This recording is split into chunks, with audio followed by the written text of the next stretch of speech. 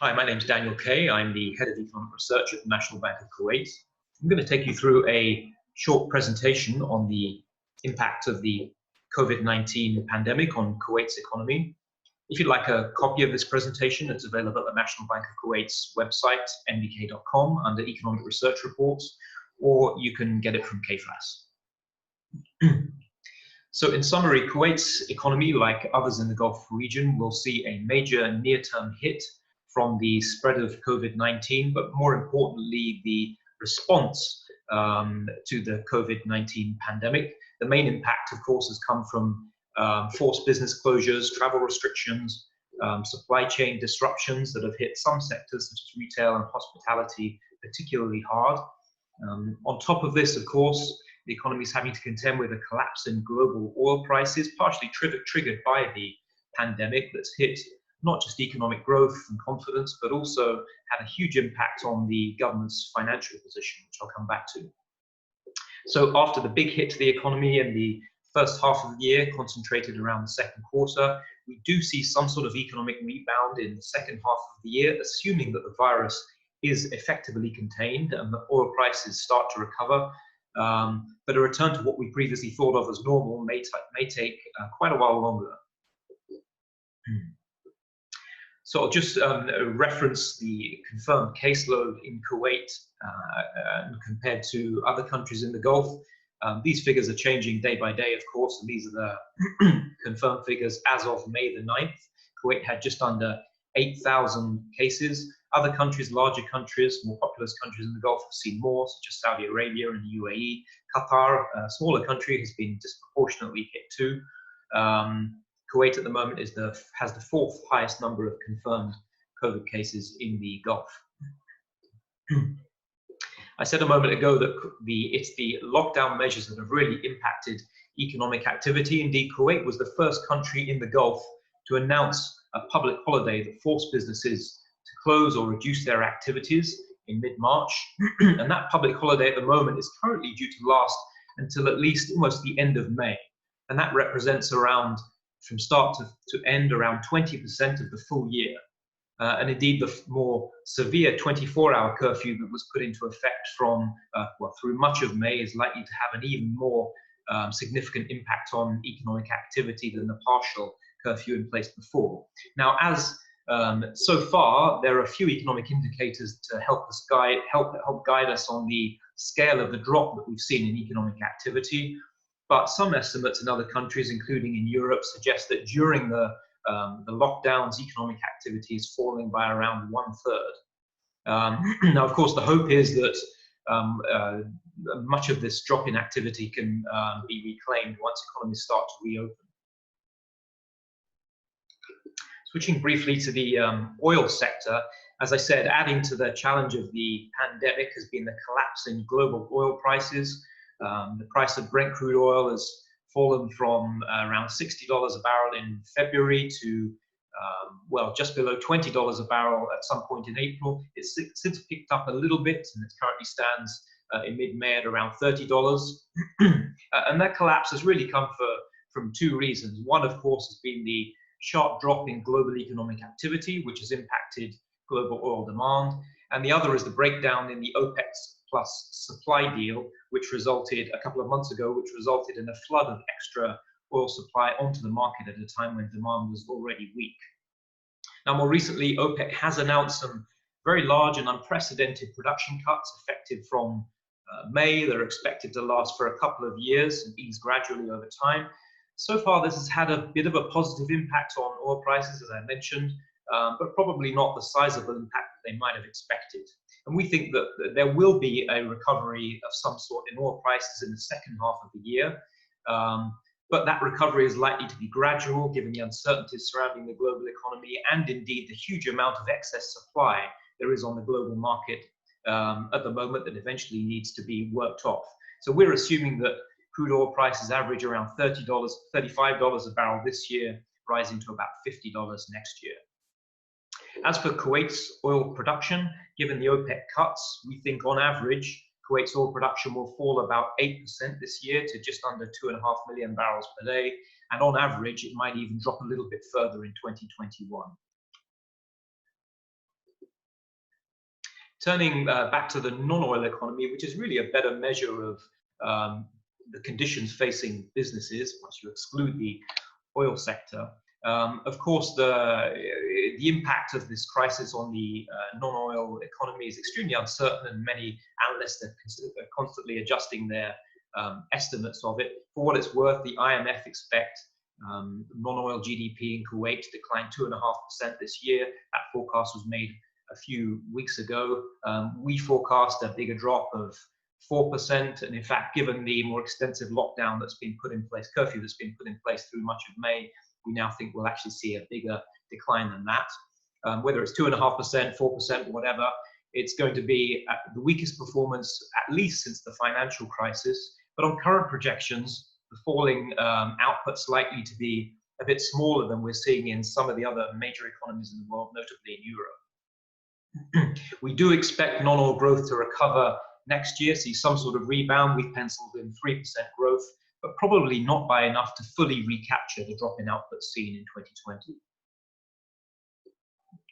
Which sectors are going to be hit? Well, all sectors are going to be hit, of course, but for some, the impact is going to be particularly large and obvious. These include retail, hospitality, including restaurants. The transportation sector will be hit by travel restrictions, of course, and the recreation and leisure sector will also be hit by concerns over large crowd gatherings.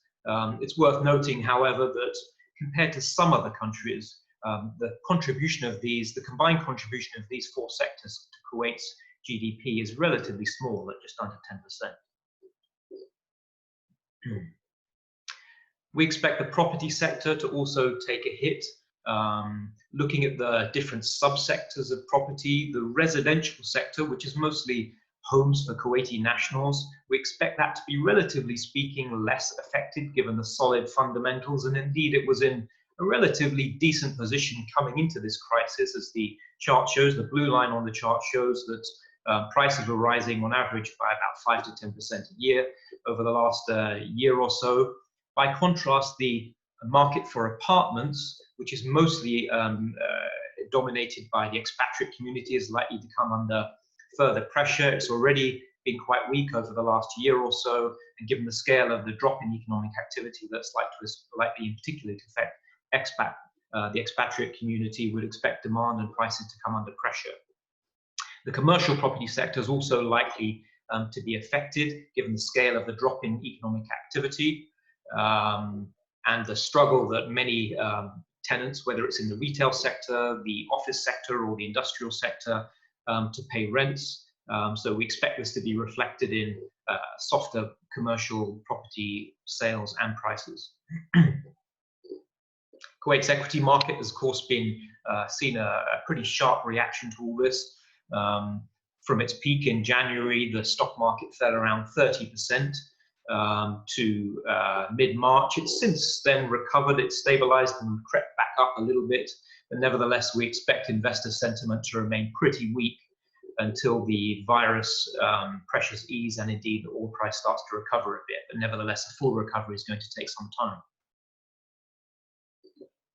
We also expect the employment market in Kuwait to contract given the drop in economic activity and indeed uncertainty over future business prospects. The private sector is most likely to bear the brunt of the jobs, and particularly expats, who make up the overwhelming majority of jobs in the private sector. They're likely to be most vulnerable. And indeed, the growth in expatriate jobs was already under some pressure and reached its weakest at just under 2% at the end of 2019 for the best part of a decade.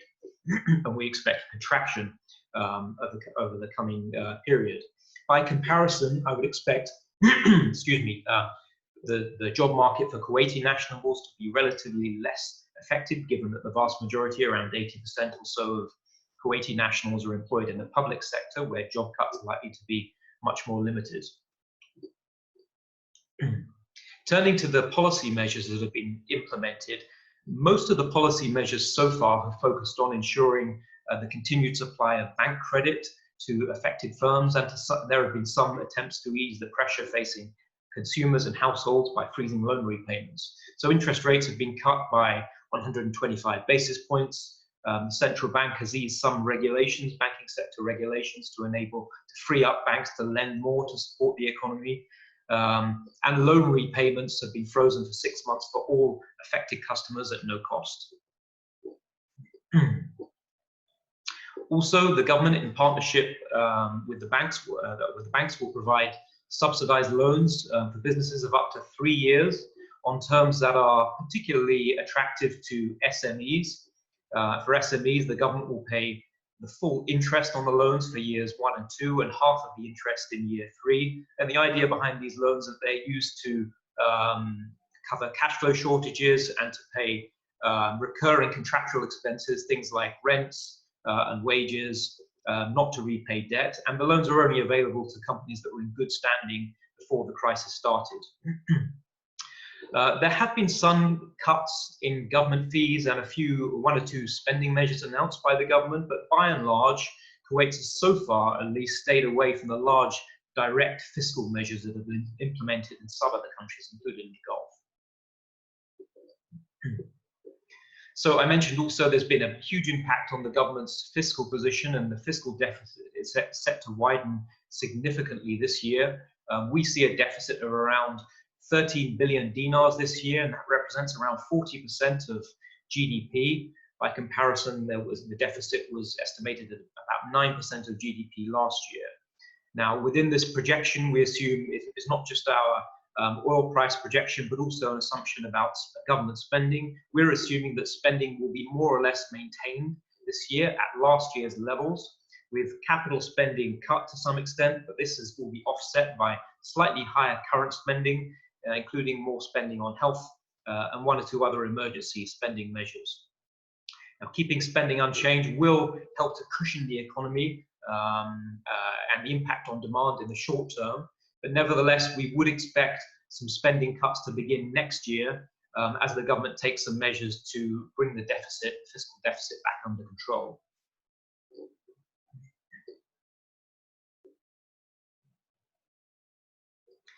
Financing a deficit of this size could be a significant challenge for the government. Typically, the deficit is financed out of what's known as the General Reserve Fund. It's not known exactly how much is left in this General Reserve Fund, but it has been depleted over the years. It's estimated that it could have about 15 or 16 billion dinars left. So a deficit of 13 billion would deplete most of this fund. The government does have additional huge, actually, financial resources in the longer-term Future Generations Fund, but under current laws, these can't really be easily accessed. Another funding problem the government has is that it's unable to issue any new debt at the moment to cushion the blow on reserves. And that's because of the expiration of the debt law 2 or 3 years ago. One option, of course, the government has is to push for the passing of the new debt law. And to some extent, this would make sense because Kuwait's existing debt levels are extremely low by international standard. And of course, interest rates globally are very low at the moment. So it can secure funding on pretty attractive terms. But passing the debt law is a controversial step amongst many MPs. And we think it would also be best followed by fiscal reforms to improve the long-term financial stability of the government, including spending controls and revenue-raising measures. So what should the policy priorities be? Well, you can split these, if you like, into near-term policy priorities and longer-term priorities. In our view, probably the priority now should be to pass the debt law as a matter of urgency in order to create some fiscal space to avoid quite drastic spending cuts, particularly on the capital spending side, that will both hurt demand in the near term and potentially impact long-run growth potential.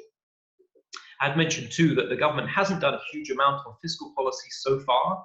And although we wouldn't necessarily recommend all of these measures, but the types of measures it could take if it wanted to, some of the measures that have been taken in other countries include measures to help contribute or pay private sector wages for companies on a temporary basis. And in the US, for example, the government's provided emergency loans to businesses that it will eventually write off so long as those loans are used to pay wages and to keep workers on the payroll. But over and above that, beyond this near-term, these types of near-term measures, there needs to be an attempt to address some of the longer-term structural challenges that the economy faces. These measures have been discussed and written about extensively, so I'm only going to mention them very briefly here. Probably the most urgent now is a need to get the fiscal position on a more stable long-term footing, and that's got to include measures both on the spending side, an attempt to control the long-term growth in public spending. Some measures have been taken on that front already, but there could be more, and indeed steps to rationalize, to minimize waste and spending on things like subsidies. But also there needs to be steps to expand and diversify the non-oil revenue base by introducing charges for certain government services, imposing some taxes, things like excise duties, VAT, that's already been implemented in other Gulf countries. Other reforms, longer-term reforms, need to be prioritized, and those are to improve the longer-term growth potential of the economy. And these include things like diversifying the economic base, boosting investment levels, improving the business environment, and increasing the role of the private sector indeed, because this, in our view, is the only real way that the economy can generate enough jobs in the future to absorb the increasing number of Kuwaiti nationals set to enter the labor force over the coming years. Now, these reforms aren't going to be easy or necessarily painless, but they are the types of measures that are needed to unlock Kuwait's full economic potential. Thank you very much for watching. As I mentioned at the start, if you want a copy of this presentation, it's available at mbk.com under Economic Reports or from KFAS.